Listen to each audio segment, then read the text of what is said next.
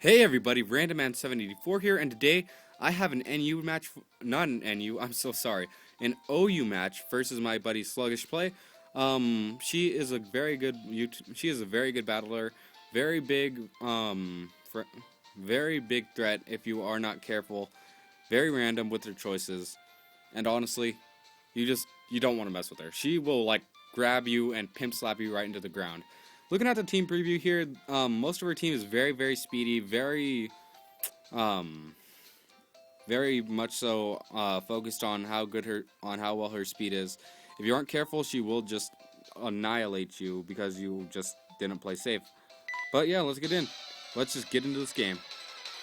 Okay, so here we go. She leads off with some coleslaw. I lead off with a blob. And we're just looking at each other. We're staring each other down right now. We're trying to size each other up, seeing what's going to happen. But, you know what? I'm like, oh, peer pressure time, lady. You're going to lose. You're going to lose. Peer pressure. As I decide to throw rocks at her Pokemon. That's right. And now they're floating in the air. But Blob's just like, you know what? I'm tired. It's time for a nap. It's late at night. I want to take a nap. And Blob's just asleep now. So Blob's like, oh, chill. And she gets off Sludge Bomb. But you know what? That does not do even a quarter, I think. And then I know it's not going to do over a quarter with the leftovers. No, now I start throwing spikes at him. I'm like, now spikes are all over you. What are you going to do now? Whenever you switch, you're just in trouble. Those entry hazards will just mess you up.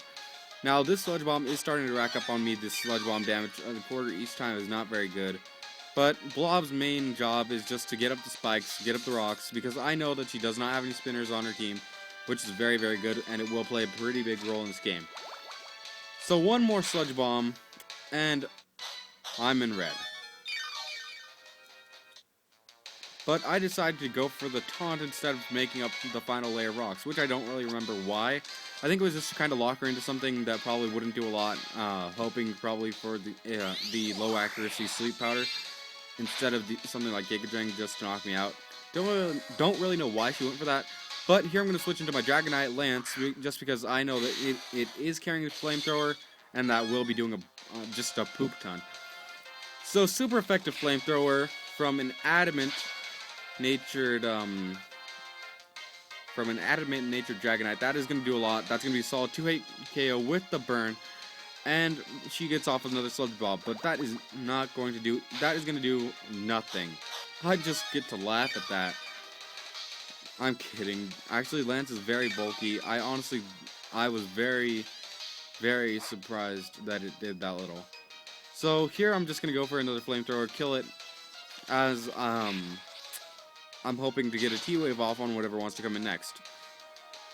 Because after this, she will be bringing in her, I can't remember the name of Simipour. So here she's going to switch into Simipour, and we're going to be like, hey bro, what's up?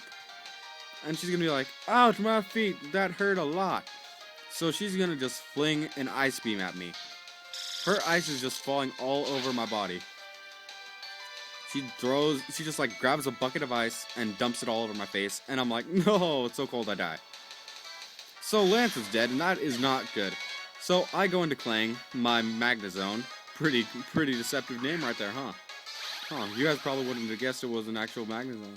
But yeah, so I go for the super effective Choice Scarf T-Bolt, super effective, and it's stabbed, which means revenge killed. So yeah, that's very good. But now she's just gonna go into her Foxner. I think that's what it's called.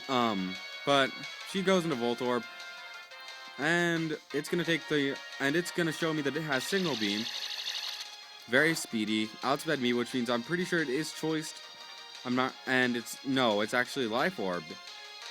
So I just go for the Thunderbolt, Choice Scarf, and that is going to be a solid, even after this foul play, with the Life Orb recoil, it's going to do nothing.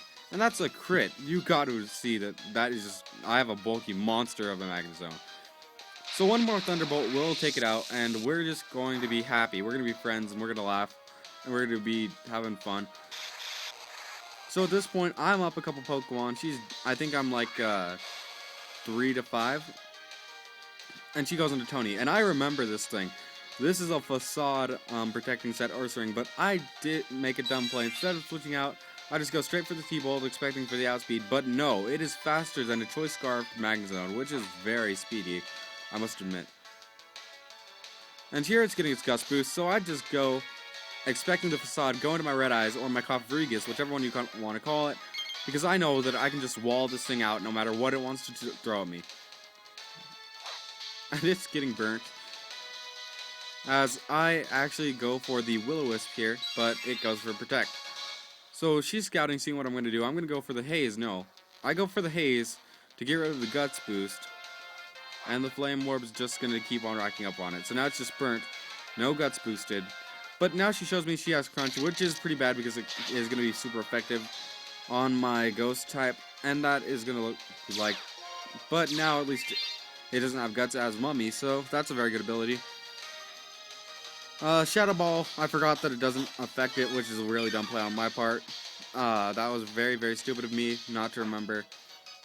And so now Tony's just taking his burn damage. This is all just starting to add up on both of us, because these crunches are doing a lot. I think that got minimum damage right there, and she gets the defense fall. But now I'm just gonna decide, you know what? Time to take a power nap. I need a break. So yeah, there's that. And Red Eyes is just like, huh, oh, such good dreams. I'm all healthy now. As that burn damage is just racking up, I do not even know what to say. So I switch out here into my Superman or my Scizor, just because I know that with all the damage that it's taking, and I figured it was going to go to the Crunch, which won't really do anything. So honestly, after the lefties, I have 4 damage. I take 4 damage. And the burn is going to be killing it next turn, but I decide just to go for the priority move, kill it off, get rid of that threat, because that is a very big threat. But now my Technician is a Mummy, which wasn't the smartest move on my part, but it was necessary just to kind of take it out, not overpredict, and just kind of kill it. So now here, I'm at full health. I know I can take whatever she wants to throw at me, but I wasn't expecting this. She goes into Sock, a very, very, very fast Pokemon. And a very big threat because it carries Stone Edge. When I saw this, I was like, what? No. No, that's gonna murder me, and I'm gonna have a dead metal bug just splattered everywhere. But I go for the Swords Dance, getting the +2 attack. And here, since I knew that was a crit, I know I can take another one now. Even after the lefty's recovery. So that's very nice. And there's the Stone Edge coming in. So I take this like a boss. I take this just like a champion. And I superpower the living heck out of this Sock. This Sock has holes all over its body. Sock, you are now just riddled with holes. And yeah, I hope you're happy. Enjoy the Death Box. If this wasn't only this was a Nuzlocke right now. But here I know that Superman can't take another hit, so I'm going to try and roost off, because I thought that I could probably outspeed whatever she wants to bring in. But she brings in Magnezone. Rotom, I want to say Fan. So I just kind of scout here, leave it in his death fodder, scout it. So here I see it's carrying Air Slash. And I switch into my Clang again. I go back out into Clang. Just because I've battled this particular form of Rotom, and I know that HP Ice is going to be super effective. So I go for my HP Ice, and this is going to be a solid 3-hit KO with the Choice Scarf, but not before she goes for an Air Slash. That's going to do a very faint amount. I'm not really going to feel it. And she's just thinking, oh man, this is not turning out well, because this is her final Pokemon. So I go for another Hidden Power because I'm locked in, and I'm happy with that. I am very happy to be locked into a move like this. This move doesn't really matter that I'm locked in or not, because I'm going to win. This is a solid 3-hit. And I'm thinking Will-O-Wisp, oh man, that is not going to do too much. That's not going to do anything, because it's a solid 3-hit KO no matter which way you look at it. From this range of HP, I can KO just looking from the damage I've done so far. And that is good game. Thank you, Sluggish, for the amazing match. I loved just battling this team of yours. It turned out so very well. And you know what?